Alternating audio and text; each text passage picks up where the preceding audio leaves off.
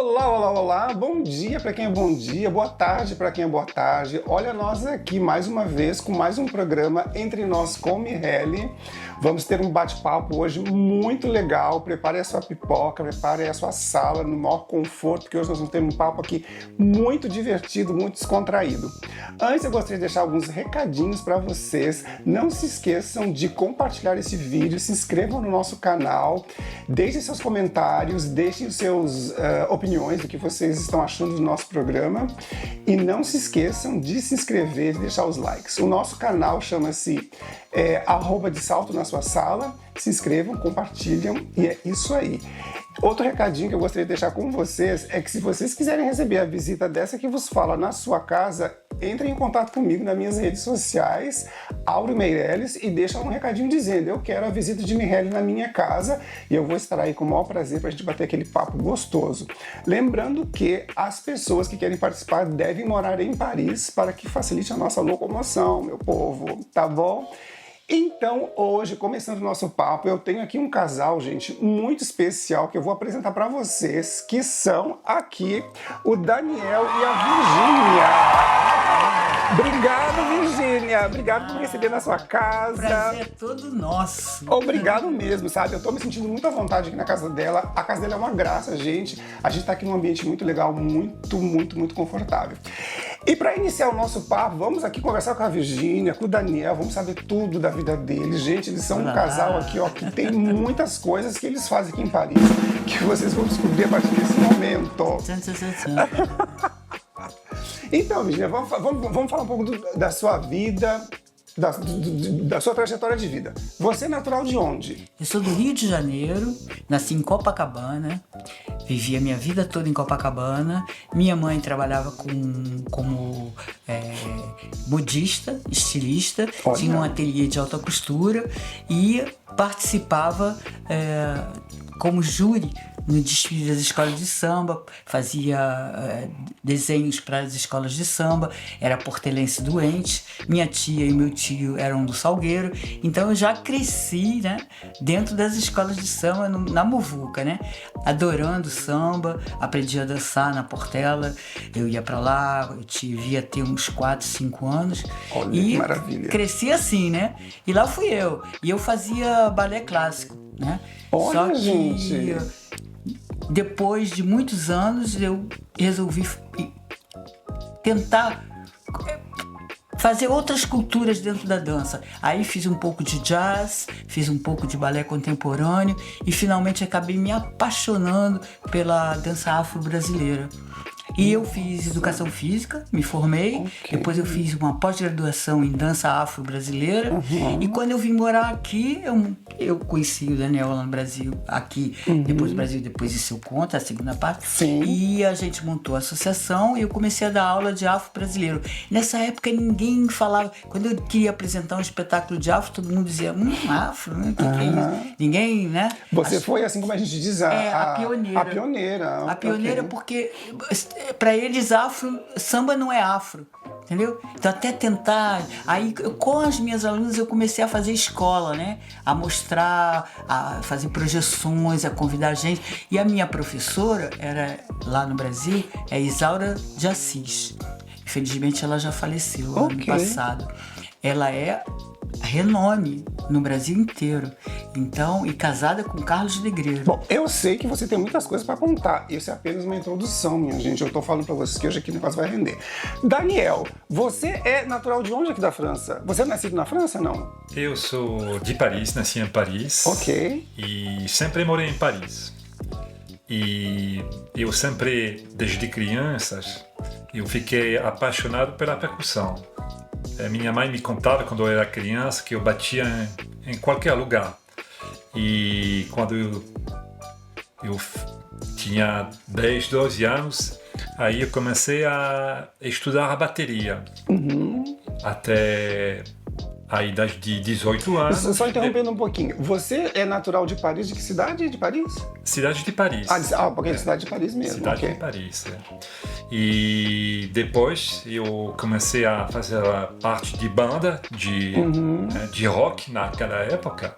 E sempre eu fiquei no meio da música, sempre, até agora.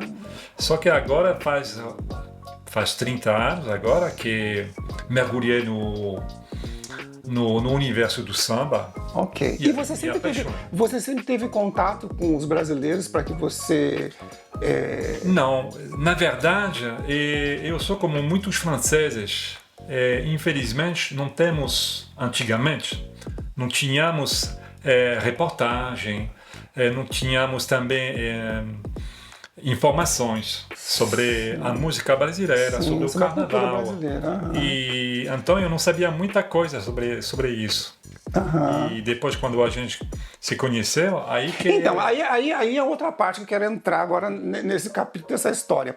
Nós temos aqui 2 cidadãos de culturas totalmente diferentes. Um é da América, outro é da Europa. E como foi que aconteceu essa junção? Como foi que vocês se encontraram, então? Como foi o primeiro encontro de vocês? Eu acho que a Virginia vai contar. Então, vai lá, Virginia. Na verdade, ele é de Paris, do 15e, né? 16e, do bairro. Tá, então, primeiro, pra gente entender bem, você tá aqui na França há quantos anos? Você chegou aqui em que ano na França? Quando a gente se casou lá, em 96. Então vocês se casaram no Brasil? Sim. Entendi. Olha Mas que legal. antes disso eu estive aqui. Sim, ok. A gente vai contar. Sim, vai lá. E de lá pra cá foi que ele começou a se integrar com os músicos brasileiros através do meu tio, né? Porque meu tio é mestre de percussão. E começou a iniciar ele a tocar pandeiro, a apresentar os instrumentos, a levar nas escolas de samba. Como ele é baterista profissional, ele tinha um grupo de hard rock. Cabelo comprido até aqui, brinquinho na orelha. Barato. Foi isso que te apaixonou? Menina, nem te conto. E eu a minha professora tinha que vir na França, a Nice, para participar de um evento, uma festa folclórica internacional. E, na verdade, a irmã dela tem uma academia de dança afro-brasileira nos Estados Unidos. E ela ficou doente. E ela não podia deixar de finalizar os trabalhos que ela estava fazendo, já estava preparando um show na Broadway.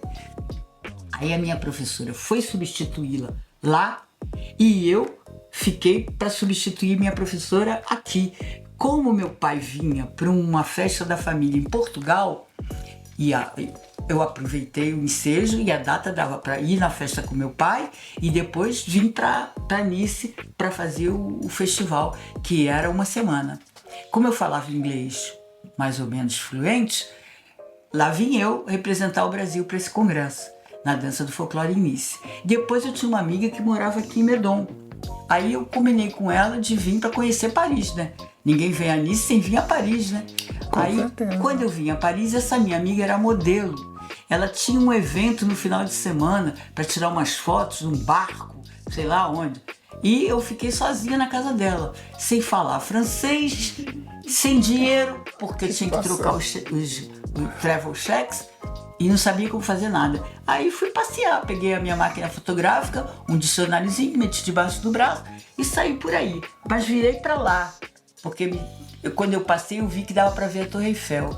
Aí quando eu cheguei nessa Torre Eiffel, veio um policial de motocicleta, de lambreta, parou e falou comigo, assim, viu que eu era turista e falou comigo que ali não era muito seguro, que não tinha muito deserto, que ele me aconselhava a subir a Avenida do Chateau, se eu sabia onde é que era. Eu falei, é lá que eu tô hospedada, nessa rua. Aí ele falou, então a senhora sobe até o final, depois lá no final tem um parque lindo, de lá a senhora vai ver Paris, vai ver a Torre, e lá tá cheio de gente, não tem perigo. Aí lá vim eu, subi a rua, fui no parque. Aí tô lá olhando a vista, aí o policial passou de moto, parou, falou, quer que eu tire umas fotos? Lógico que a carioca aqui, né, já logo fez pose, sentou no parapeito. Ai, que maravilha! Veio esse aqui de bicicleta. Aí vê aquele pedaço de mau caminho, todo bronzeado, shortinho, lá fazendo 1000 poses. Parou pra ver. Quando eu agradeci o guarda e fui embora, ele veio de bicicleta atrás. E eu tava noiva no Brasil, querendo acabar com o casamento, porque o cara gostava de uma cerveja, uma birita, mas excessivamente. E eu não tava mais a fim de casar. Por isso também que eu quis fazer essa viagem. Peguei uma viagem de 3 meses para poder me ver livre da peste. Só uma curiosidade, nessa época, você falava português já ou não? Nada. Não. Nem eu francês. Meu Deus, como é que faz a comunicação, gente? Aí veio esse com a bicicleta.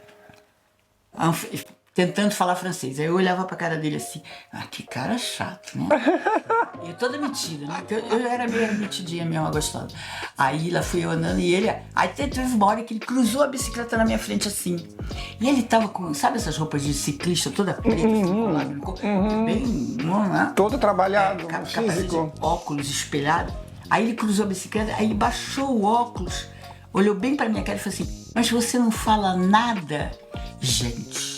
Aquele olho azul, assim, com o sol. Maria! Deu um calafrio que subiu no pé. Foi amor à primeira vista. O cabelo arrepiou todo assim. Eita, aí eu falei, nossa, que isso? Aí eu falei, falo inglês. Aí ele falou, eu também falo um pouquinho. Aí pronto. Isso eram 11 horas da manhã. A gente ficou até 6 horas da tarde sentado num banquinho duro, lá no final do parque, conversando, falando. Foi aí que eu disse que eu tive sede, fome, e ele ofereceu uma aguinha que ele tinha. Eu falei, quer? Tomei uma aguinha, pronto, e marcamos para se encontrar no dia seguinte. E os seus familiares do Brasil, você tem um parente que mora aqui ou não? Você veio sozinha de mala e cuia? Não, eu vim para esse congresso. Eu vim para Portugal, na verdade. Depois eu vim para esse congresso. Do congresso eu vim para cá. E daqui eu fui a Roma, na casa de uma amiga. Sim. E fiz eu tinha um flex pass na época de trem. Pra ir, conheci vários lugares diferentes, passeando. Fiquei 3 meses na Europa, que era o tempo que o meu visto dava pra fazer. Nessa época eu não fazia hemodiálise. Só tinha problema da diabetes. Estava em forma ainda. Sim. Né? Dava aula. E quando você chegou aqui, assim, como é que foi a sua adaptação na cultura francesa? Você teve uma boa adaptação com o estilo de vida dos franceses? Você teve algum perrengue no início? Como é que foi? Você adaptou? Assim que eu cheguei aqui, na verdade, depois que eu conheci ele aqui, eu fui para a Alemanha e para fazer para a casa de uma amiga minha que tinha, o marido dela tinha um ateliê, uma agência de modelo. E tinha um empreendimento de uma feira. E teve um problema com o coreógrafo. O coreógrafo deu um piti e largou tudo assim. Aí ele ficou desesperado. Falei, isso aí é moleza, deixa que eu faço. Foi um sucesso, apareci na televisão, dei entrevista em inglês. Aí ele quis me contratar. Eu falei, eu tenho que voltar pra minha casa. Não tenho nada pra ficar aqui, não posso ficar na Europa assim, legal. Você me manda um contrato e tudo, e eu... Então... Foi o que eu falei pra ele quando eu cheguei lá. Olha, eu tenho uma proposição pra ir pra morar em Düsseldorf, pra trabalhar. Ele falou, ótimo. O que eu faço aqui, eu posso fazer em qualquer lugar. Por que a gente não se casa? Aí eu falei, que isso? Que isso? Não. Peraí. Não ficamos juntos nem 10 dias, né? Aí eu falei, Aí ele falou, não, eu não tenho nada pra perder. Você tem alguma coisa? Eu falei, não tenho nada. Ele falou, eu também não. Aí ele comprou a passagem, ele falou isso no meu aniversário, em outubro. E eu já estava tratando dos papéis para vir para Düsseldorf. Mas só que eu vinha com visto de turista, né? Para depois fazer o contrato de trabalho e babá. Aí ele chegou lá com um cordãozinho de ouro, um coraçãozinho, me pediu em casamento. Minha mãe adorou ele. Olha, eu já tinha adorado a mãe dele aqui, que eu a conheci, os amigos dele aqui também. E pronto, aí a gente falou, bom, se não der certo, ele falou, e se não der certo, ao menos você vai ter a cidadania europeia. E você vai poder ficar lá, trabalhar tranquilo. Olha que maravilha. Vamos nessa. E me diz uma coisa, o Daniel, você já foi pro Brasil algumas vezes, né? Ou não? Não, antes de se conhecer, nunca. Não, mas digo que assim, depois que vocês se conheceram, que vocês já foram no Brasil. E como é que foi ter o contato com o samba, com a música brasileira, essa percussão do samba? Você já sabia, você tinha uma noção ou você aprendeu depois? Não, na verdade, para mim foi uma descoberta total. Eu não sabia nada do samba. E depois, quando a gente começou a namorar e a conviver junto, aí ela me apresentou alguns amigos. E o primeiro amigo foi o Carlos Negreiros, que é um grande mestre da percussão, e ele me deu já algumas dicas, me explicou, me deu os nomes dos instrumentos, me falou do carnaval, como que funcionava, e depois eu conheci também outros amigos, e pouco a pouco eu comecei a me interessar muito também a pegar os instrumentos do meu lado e de tocar sozinho e me virar, e também escutando as escolas de samba, os sambas em arregos. Aí eu comecei a realmente a mergulhar nesse universo, me apaixonar. E ele estudou português aqui.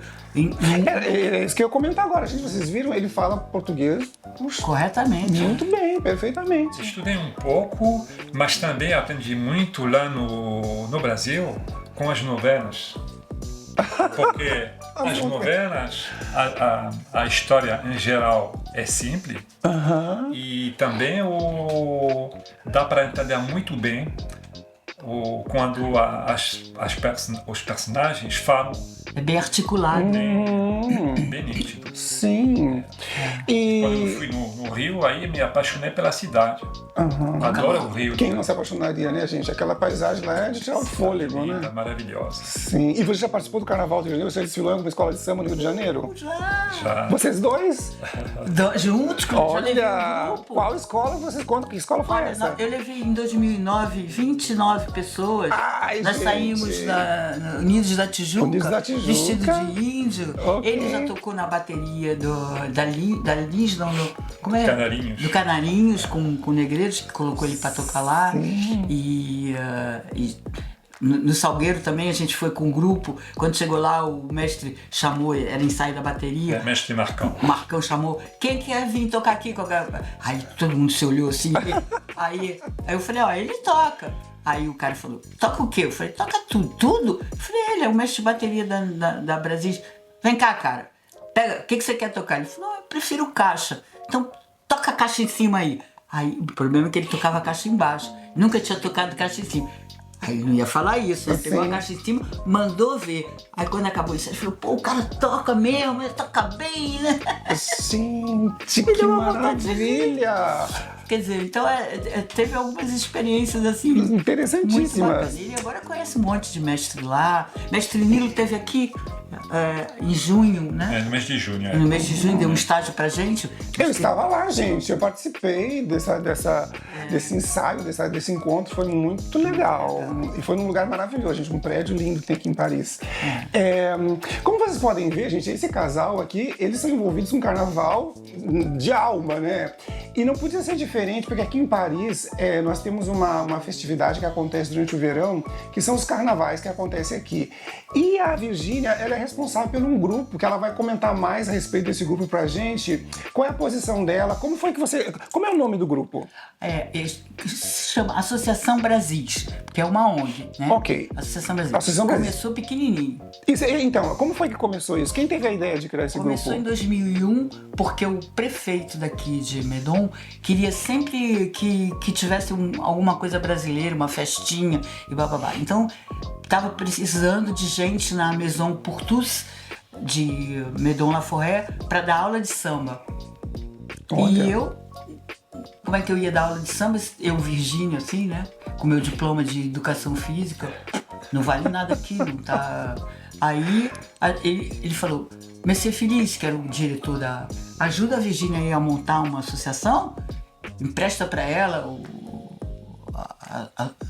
sua documentação, faz uma associação para ela dar aula. Aí eu comecei a dar aula lá e foi assim que Eu tive que montar uma associação. Então começou pela associação e através da associação você criou o grupo. Não, aí o grupo foi crescendo. Começou dando aula de dança, depois começou a ter percussão, depois teve capoeira, depois aí eu tive que separar uma coisa da outra. Aí para botar os músicos dentro de uma associação ficava esquisito. E aí a gente começou a fazer grandes eventos, aí não podia ir com a Associação Brasis. Aí eu botei o nome, um apelido, né? No subgrupo de Escola de Samba Brasis. Ok, então foi assim que surgiu o grupo, através de uma associação. E como foi, Daniel, para recrutar os percussores, os ritmistas? Foi difícil para vocês recrutar? Porque hoje em dia o grupo tem quantas pessoas no grupo hoje? Os músicos na bateria têm 60 músicos. 60 músicos. E como é que você conseguiu recrutar todas as pessoas? Agora é muito mais fácil, porque agora com essa coisa de rede social é muito mais fácil. Mas antigamente nós começamos com cinco pessoas. Alunos. Na verdade são alunos, eles não são músicos. Depois, são nossos alunos. Entendi. E agora, donc, é mais fácil com a história da internet também ajuda muito. Quando também a gente toca nos lugares, as pessoas vêm para conversar com a gente e aí as pessoas perguntam onde vocês estão, seria possível de participar. E as pessoas, no caso, nossos ouvintes que querem participar do grupo, como eles fazem? Isso é aberto ao público? Tem alguma restrição? Qualquer pessoa pode participar do grupo? Qualquer pessoa pode participar do grupo, mesmo que não seja músico, que não saiba tocar nada. Porque quando ela entra, os instrumentos somos nós que fornecemos. Nós temos um depósito, todos os instrumentos ficam lá, a gente leva para as aulas e as pessoas tocam os nossos instrumentos. Elas não precisam ter o dela. Alguns compram depois que já estão lá há muito tempo, querem ter o seu instrumento, compram, mas nós fornecemos o instrumento para a aula. Então a pessoa aprende. Às vezes ela começa com um instrumento, depois ela vê o outro tocando o outro, ela diz, gostei mais desse, ela troca, vai aprender no ano seguinte o outro, e assim vai ficando. E quando ela está tocando bem, ela pode integrar as prestações, como as dançarinas, que são as alunas, que às vezes se tornam passistas. Então é como se fosse uma escola de samba. Você pode participar na parte da bateria, você pode participar como componente, né, de fantasia, e aí no caso a pessoa entra em contato com você, você tem um telefone, um endereço que a pessoa possa entrar em contato, se por um acaso ano que vem vocês quiserem participar do carnaval. E tem gente que vem só para participar dos grandes eventos, Carnaval Tropical, a lavagem da Então, isso que você falasse para o nosso público, quais são os carnavais que acontecem aqui em Paris que você participa? Um deles é o Carnaval Tropical, que acontece em que mês? Em julho. Em julho. Aí tem Lavagem Madeleine, que acontece em setembro. E tem um outro também que é o Carnaval de Paris. Carnaval de Paris, exatamente. Esse aí em fevereiro. E esses 3 eventos vocês participam? Todos os 3 eventos nós participamos todos os anos. E, gente, para quem não sabe, a Virgínia, pelo trabalho, pelo empenho dela e pela excelente função que ela faz nessa atividade que acontece aqui em Paris, ela já ganhou muitos prêmios e ela vai mostrar pra gente que os prêmios que ela já ganhou nesse trabalho maravilhoso, nessa dedicação que ela tem, que ela faz com muito carinho, que é trazer a cultura do Brasil aqui pra França, e que muitos brasileiros que vivem aqui, não só os brasileiros, mas como os franceses, outras pessoas de outros países, que assistem o desfile, que veem o trabalho que ela faz, ela é merecedora desses prêmios. Então, Virgínia, mostra pra gente os prêmios que você já ganhou. Quais são os prêmios que você ganhou? Na verdade, a função da Brasis é divulgar e difundir a cultura brasileira. Então, sobretudo a cultura carioca, do samba carioca. Então, através disso, eu tive esses reconhecimentos. Por exemplo, eu tive um prêmio americano muito legal, Brazilian Awards, que reconheceu várias pessoas dentro do desenvolvimento da cultura brasileira, através da gastronomia, da educação, na moda. Então, dentro da dança e da música, a Brasis foi escolhida através de mim para receber esse prêmio. Isso, mostra pra gente. Fala de cada um, quando foi que você ganhou. Esse aqui foi o Brazilian Awards. Olha que lindo. Né? Foi num hotel maravilhoso, chiquérrimo. Nem eu acreditei que eu tava lá para receber esse Que prêmio. orgulho. Noite de gala, as mulheres todas de longo, os homens de terno e gravata. Aí eu perguntei para ela se, além da solenidade de receber o prêmio, do discurso e tudo, se tinha um jantar, né? Se interessava para eles que o meu grupo viesse a fazer uma animação no final do jantar, assim, tocasse um pouquinho de samba, né? Ela falou, nossa, com o maior prazer, muito obrigada. Aí eu levei o grupo, eles ainda jantaram lá na mesa com o povo e tudo. Menina, a galera, tinha muito brasileiro também, né? As mulheres chutaram o sapato, desceram do salto alto, arregaçaram a saia e caíram. No samba! Foi o maior. Pra mim, isso valeu mais do que o prêmio. O prêmio valeu, porque a gente guarda, né? Sim. Mas foi formidável. Então esse foi um, né? E esse outro, qual é o outro? Depois eu também ganhei. Tem um antes outro, desse, né? Eu ganhei um prêmio pela Prefeitura de Paris. Que é esse aqui? Ok. Foi as nossas participações no Carnaval Tropical. Porque já tinha 10 anos que a gente participava, assim. Porque o Carnaval Tropical é assim, eles fazem eles têm o tema, emite o tema, e cada associação que gostaria de participar envia um dossiê de acordo com o tema, propondo o que ela pretende fazer. E aí a prefeitura escolhe, dentro do tema, quais são os grupos que vão participar ou não. Então, durante 10 anos, todo ano foi escolhido. Então, em virtude disso, eles escolheram certas pessoas que, durante algum tempo, fizeram parte desse evento e doaram esse troféu, né? E esse Carnaval Tropical é mágico porque o desfile é no Champs-Élysées. Sim, gente, eu tive a oportunidade de participar esse ano, foi a minha primeira vez que eu participei no Carnaval Tropical de Paris e foi maravilhoso, eu fiquei encantada, porque é tudo muito bem organizado, tem outros grupos, não é só o grupo da Virgínia, tem vários grupos lá que vão se apresentar. São 20 grupos. Exato, e é muito colorido, é muito bonito, as pessoas têm uma vibe muito boa, é um clima de carnaval, gente, você sente assim que você está no Brasil, é muito legal. Se você não teve a oportunidade de assistir, prepare-se e o ano que vem e vão lá assistir na Champs-Élysées, que é maravilhoso. Só não sei se ano que vem a Brasil fará parte, porque como a gente vai comemorar 25 anos de existência, estamos com um projeto de ir ao Brasil e levar o grupo.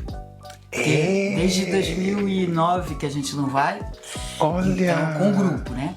Então, de levar o grupo e de festejar isso lá, fazer estágios, viajar com ele e festejar lá. Então, isso está previsto para julho, porque é mais calmo, a nível financeiro vai ser mais econômico e a temperatura também, porque carnaval é quente demais. Então você vai ter a incumbência de levar um grupo com você para o Brasil. Gente, que missão! Eu já levei. Nossa, coragem! Já levei 29.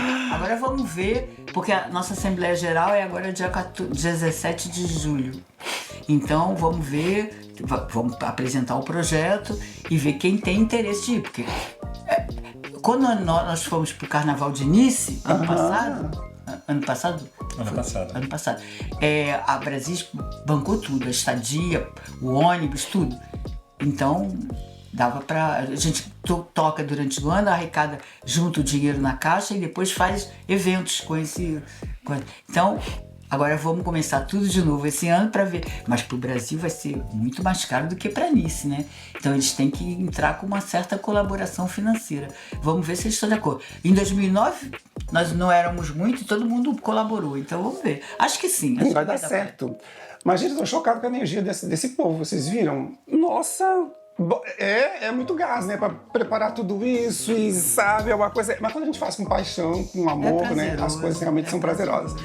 Eu gostaria de falar com vocês que estão em casa, gente, que assim como a Virgínia, ela tá trabalhando nesse processo, eu acredito que ela deve ter patrocinadores. Você tem patrocinadores no grupo? Ninguém. Gente, olha aí, ó, quem quiser apoiar a Virgínia e patrocinar o grupo, é uma oportunidade de vocês patrocinarem o trabalho dela e terem a sua marca difundida, divulgada aqui, tá bom? Felicidade. Nós aqui do nosso canal, nós também estamos pedindo patrocinadores. Quem quiser patrocinar entre nós com o Mihaly, entre em contato, né? Vai ser muito bem-vindo o seu patrocínio, nós vamos divulgar aqui o seu produto. E a Virgínia, ela vai ser presenteada por um dos nossos patrocinadores. Nós temos um patrocinador muito especial, que é o Boticário. O Boticário é um produto brasileiro que é vendido aqui na França. Nós temos revendedoras que vendem produtos do Boticário aqui. E o Boticário, com uma das suas revendedoras, está nos patrocinando o nosso programa. E hoje a gente trouxe, com certeza, porque ela merece, a gente trouxe aqui do Boticário um presente para ela. Agora eu vou fazer igual o Brasil. Oba! Eu amo o Boticário.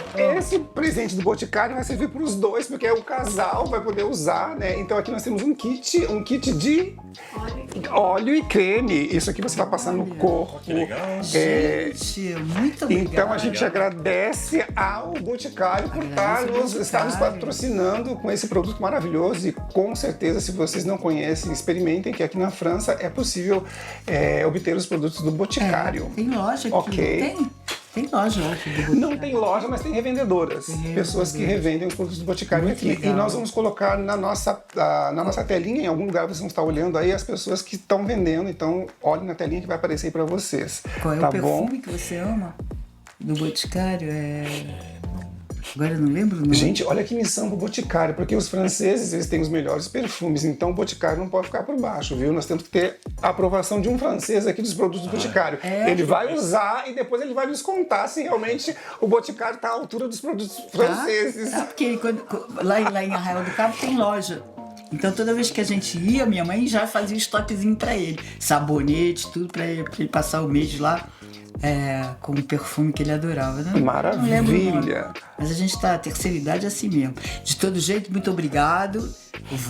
Vai usar, né? Vou fazer propaganda. Com certeza. Então, gente, não se esqueça, estão gostando do nosso papo? Eu não falei pra você que ia render? Gente, se a gente sentar com esse casal aqui, nós vamos ter muita coisa pra falar aqui, ó.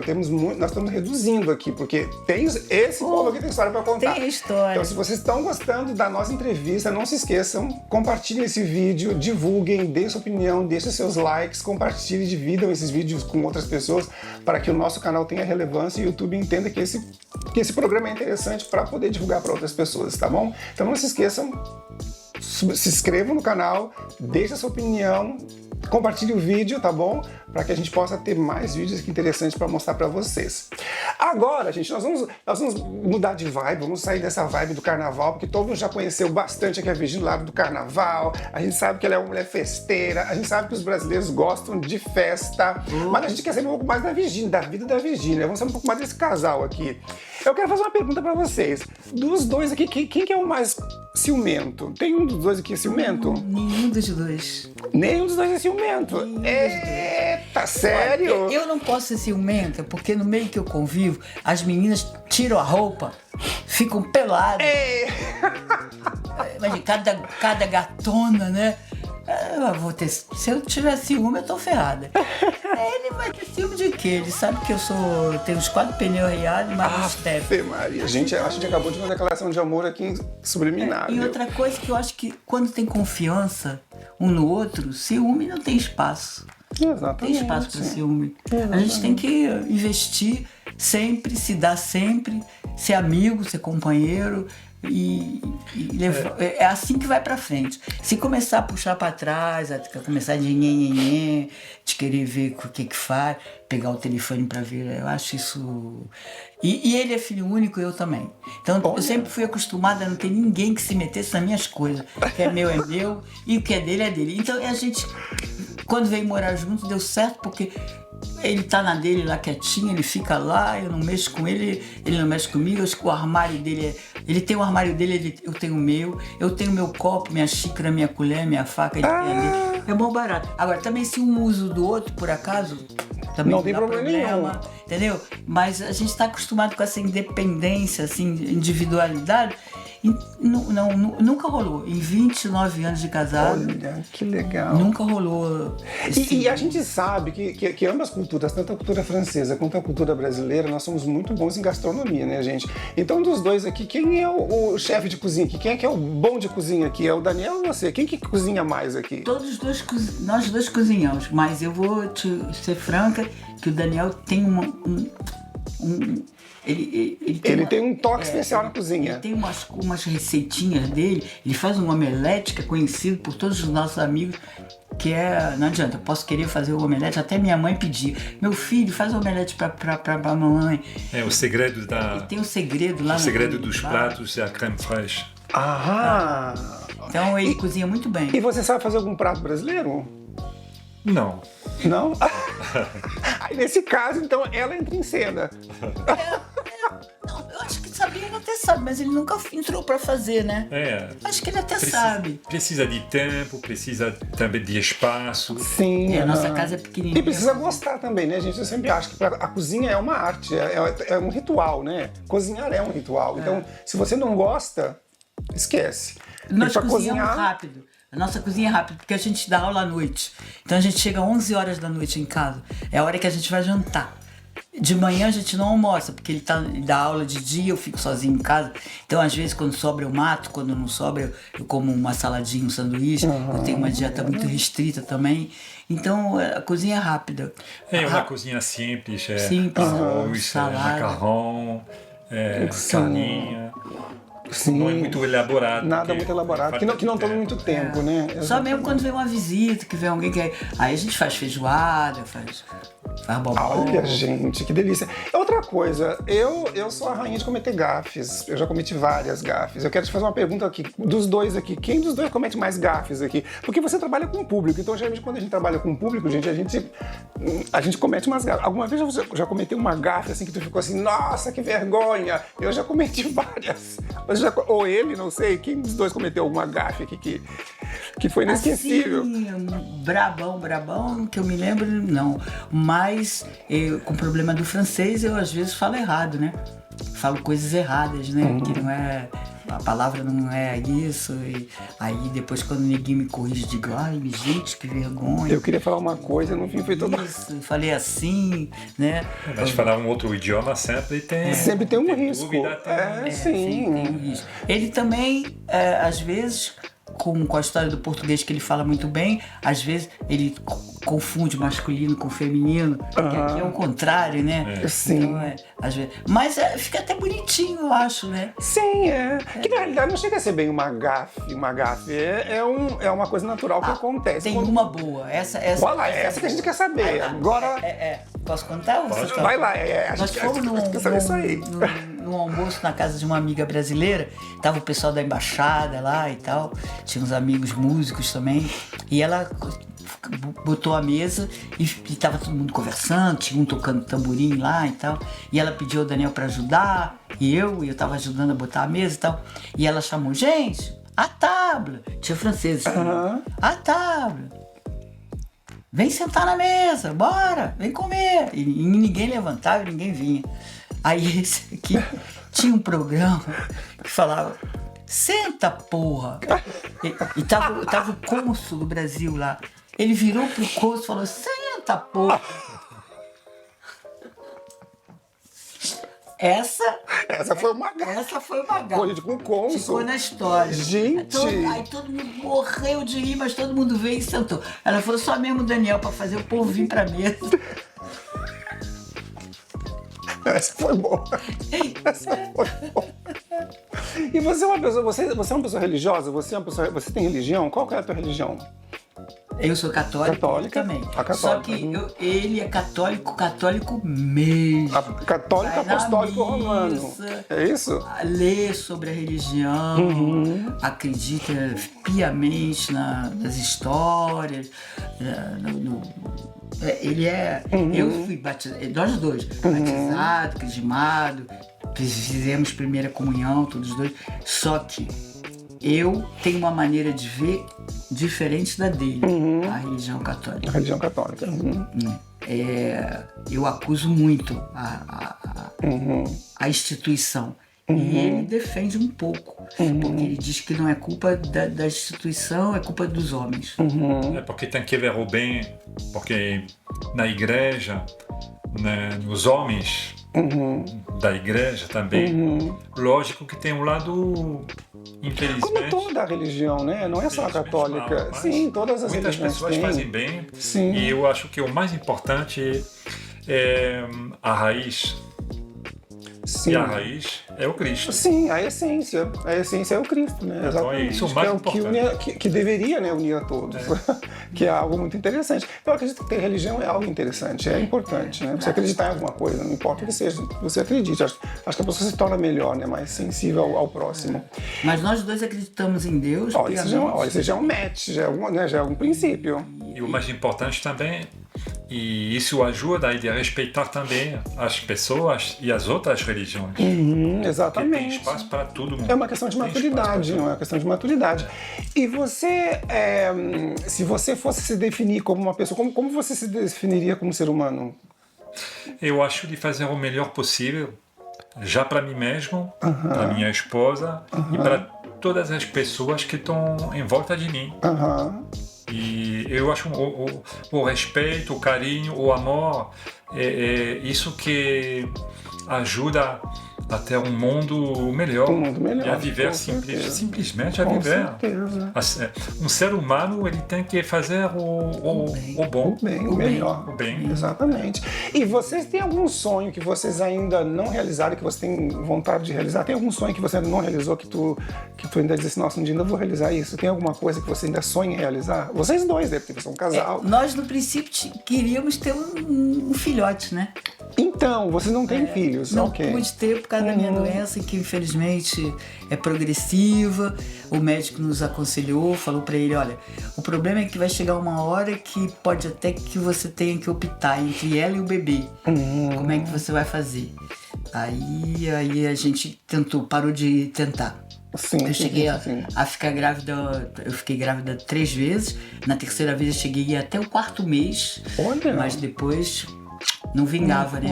E aí isso era sofrido, né? Aí eu desisti. Desisti, voltei a tomar o anticoncepcional e depois a minha regra parou logo cedo, porque com a precocidade, né?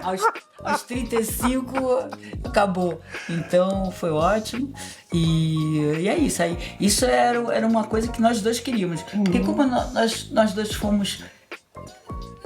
Não temos família, né? Não tem tio, não tem primo, não tem ninguém por aqui. Então, a mãe dele faleceu em 2008, com câncer também. E ele não tem irmão, não tem tio, não tem primo, não tem ninguém. E os meus estavam lá no Brasil, longe. Sim. Aí a gente fica assim... Eu acho que esse é o desafio de todo imigrante, né? Que se desloca do seu país para viver num outro país. A gente corre esse risco, né? De você ser sozinho. No sentido assim, aqui se trata de um casal, mas é um casal, né? E no meu caso, eu sou sozinha aqui em Paris. Então todas as pessoas que vivem em outros países, elas correm esse risco. Tem que aprender a viver com a solitude e não com a solidão, né? Não, a solitude é uma coisa, a solidão é outra. Então, tipo assim, se você é uma pessoa que você é muito apegada à família, se você é uma pessoa que você sente muita falta do seu país, então não saia do seu país, porque você vai sofrer, né? Então, tipo assim, mas se você é desbravador, se você realmente tem coragem de encarar a sua vida num outro país, saiba que você vai correr esse risco de poder se sentir só. Em certos momentos, mesmo com 1000 pessoas ao seu lado, você se sente só. O pior são as datas assim, Natal, né? Que o povo diz, vem pra cá! A gente já tentou Natal ir pra casa dos outros, aquela festa e tal. A gente olha um pra cara do outro assim, porque não é a nossa festa, é a festa deles, né? Sim. A gente se sente até penetra na história. Aí agora a gente diz, não, muito obrigado, vou ficar por aqui mesmo e tal. E também tinha internet, então tinha minha mãe lá, né, no Skype, aí a gente ficava falando um com o outro, aí completava melhor do que ir pra casa de alguém. E você é uma pessoa que se arrepende? Tem alguma coisa assim que você olha pra trás e diz, eu me arrependo? Você é uma pessoa que você sente arrependimento de alguma coisa? Olha, a gente comprou uma casa em Arraial do Cabo, a gente tava falando disso essa semana, pra nossa aposentadoria. E E agora a gente está vendo que não está tendo condição da gente pegar a nossa aposentadoria e viver lá. Porque a nível de saúde, aquilo lá está falido. Sim. A nível econômico, a gente não tem bala na agulha para se sustentar com o que a gente vai ganhar de aposentadoria aqui. Então, e a gente não consegue vender a casa, porque o Brasil está falido e ninguém quer comprar a casa, porque a casa é ótima, maravilhosa, custa caro, a gente também não vai dar. Se a gente vender pelo que a gente está querendo, que já baixamos bem o preço, dá 120 mil euros. Pô. Não dá para comprar nenhum apartamentinho de estúdio aqui, em Meudon. A gente vai ter que ir, né, subir ir lá pro lado do norte e tal. Então, nesse ponto... Agora, quando nós compramos, a minha mãe morava numa casa em Arraial do Cabo de aluguel. E ela foi morar na nossa casa. E ela fez obra, e curtiu e viveu esse tempo todo maravilhosamente bem lá. E investiu. Nós compramos a casa por 120 mil e hoje ela está valendo 800 mil. Então... Você pensa em voltar pro Brasil? Eu gostaria, mas... Assim, na posição... Você gostaria de morar no Brasil? Adoraria? Muito. Gostaria muito, Que legal! Lá é uma cidade, não sei se você conhece Arraial do Cabo. Arraial do Cabo. É considerado o Caribe brasileiro. É maravilhoso, né, o lugar. Para dois, assim, na aposentadoria, ficar lá, beira da também praia. fica perto do Rio de Janeiro. Aí dá para voltar nas escolas de samba. Sim, nossa E mesmo lá tem um grupo de... Nós temos amigos músicos lá. A gente já tocou em Arraial do Cabo. A gente foi convidado uma vez pela prefeitura, no ano da França no Brasil. Tocamos lá. Até tem uns livros aí, depois eu vou te mostrar. É maravilhosa a viagem. Teve uma recepção pra gente, teve uma recepção no consulado da França. No Rio. No Rio. Foi muito legal. E a gente gostaria. Ele poderia até dar aula de bateria no conservatório, ele foi convidado. Mas o problema é que, a nível de saúde, não tem nem... no hospital público de Arraial não tem um departamento de hemodiálise. Uau! Tem que para você, a nível de segurança de saúde, aqui é melhor, então, né? Muito melhor, sem dúvida. Né? Nossa. Muito melhor. Nossa, é água e vinho, né? Sim. Água e vinho. Então... Mas, gente, eu gostaria de falar para você o seguinte, a gente tem muito que agradecer a esse casal. Por quê? Porque se hoje a gente tem uma cultura do Brasil aqui, onde as pessoas podem ter acesso a isso tudo que ela explicou, agradecemos a ela, né? Porque é através dela que nós podemos dançar, sambar, curtir. Eles estão empenhados em trazer essa cultura aqui do Brasil para a França, como eles têm feito há muito tempo, né? Então a gente tem muito a agradecer a eles, né? Por essa dedicação. É uma vida dedicada à cultura do Brasil aqui na França. Eu estou muito feliz de poder fazer essa entrevista com vocês. Foi um prazer estar aqui com vocês. Eu espero que vocês tenham gostado do nosso bate-papo. Eu espero que o pessoal de casa tenham gostado desse casal simpaticíssimo que traz essa alegria do Brasil aqui para a França. Eu gostaria de dizer para vocês, sigam ela. Vocês têm página no Instagram? Temos uma página no Instagram, temos Facebook. A gente participou no Lavagem da Madalena esse ano, que foi maravilhosa, com a presença do Olodum, né? Gente, recebi uma medalha pela Embaixada do Brasil por esse trabalho também, que tem 10 anos que a gente participa. Algumas pessoas foram homenageadas, entre elas eu, pela Brasis. Eu fiquei muito satisfeita. O Robertinho faz um trabalho maravilhoso também.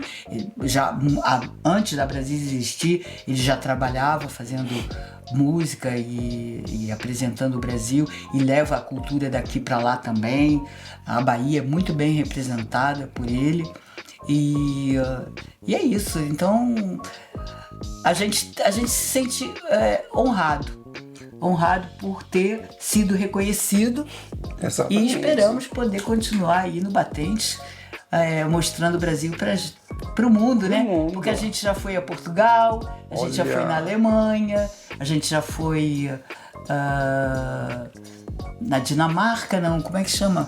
Na Escócia? Na Escócia, já desfilamos na Escócia, no carnaval de como é que chama a cidade? Glasgow. E com a federação lá, aquele Carnaval do Vento, que a gente teve que se trocar de roupa no meio da rua. Foi na Holanda, em Amsterdã. Um vento. Fizemos um- Eu não com a porta-bandeira, não consegui. Ó, ir pra gente, frente. esses são os perrengues, viu? Então a gente já fez muita coisa legal. E vamos ver se daqui pra frente as meninas foram pra China ano passado. Não, para a Coreia. Pra Coreia. Coreia do Sul. Coreia do Sul. Olha que desculpa. legal. Pra Coreia do Sul, representando a Brasis. Olha. Foi muito legal. Então, se continuar assim, tá bom. Mas vai continuar e vai ser cada vez melhor. Nós vamos ser cada vez mais conhecidos aqui. Que se depender Agora, da gente, com vai ser. a nova presidente, ela é super motivada, ela é apaixonada pelo Brasil. Então vamos ver, né? Eu tô aí pra dar uma força. Enquanto eu estiver por perto e não estiver caducando muito, vamos que vamos. Mas valeu. Obrigado Nada, por ter nos meu recebido amor. aqui. Eu Foi um tive- prazer ter recebido vocês. Eu tive uma Vocês terem felicidade nos enorme recebido. de ter te Muito conhecido. obrigado. Eu espero que o pessoal de casa tenham gostado. Não se esqueça, então, gente, se vocês gostaram dessa entrevista, Assinem. compartilhem nosso canal e nós vamos preparar coisas bem interessantes para vocês. Como sempre, vamos estar aqui dedicados, tentando melhorar esse canal o máximo que a gente pode. Então, mais uma vez, muito obrigado a todos vocês em casa que nos assistiram até agora e nós nos vemos então nos próximos episódios de Entre Nós com Mihaly. Um beijinho e até mais. Obrigado, Tchau, tchau. Boticário.